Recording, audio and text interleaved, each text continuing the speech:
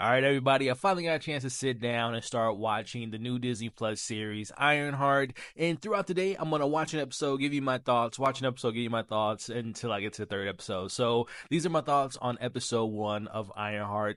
Light spoilers, so you've been warned. So episode 1, which I believe was about 37 minutes long, it was titled Take Me Home. I thought it was a okay introduction episode. We are reintroduced to Riri Williams. Obviously, we haven't seen her since Wakanda Forever, so it was nice to see her continue on her path on revolutionizing the tech industry, and also her going down the path of continuing Tony's legacy, which I don't even think she mentions Tony in Wakanda Forever, which if you're familiar with the character in the comics, Tony Stark and Riri have a lot of connective ties, and especially with her origin, so it was kind of nice to get that MCU tie-in. But we see after 4 years of MIT, she gets kicked out, unfortunately, because of her, let's just say, unconventional ways of funding her methods. But before leaving, we see her take her suit back to Chicago. I am surprised that no one from MIT chased after her to get what I assume was a very expensive piece of equipment with that school, even though she built it. But maybe we'll see people from the MIT looking for her in the next couple episodes. Now, besides Dominique Thorne, who plays Riri Williams, and Anthony Ramos, who we'll talk about here in a second, those were like my two standout performances from this first episode. But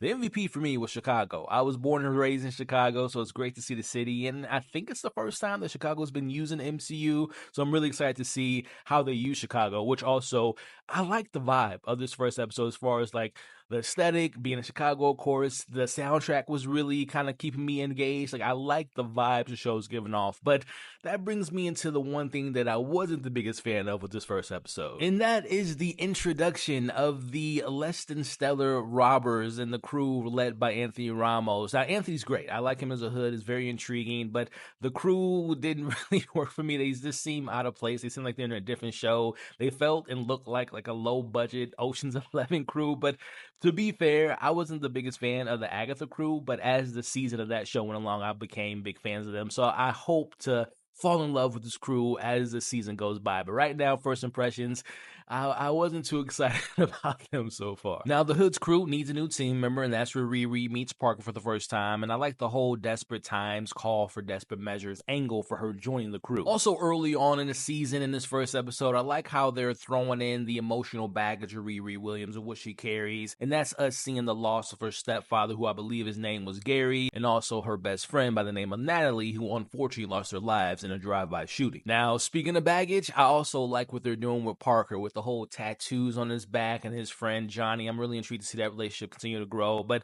we see the Hood putting his hood in his secret lair, and I'm not too familiar with the comic book version of the character and the lore, but I do know he does have ties to Dorm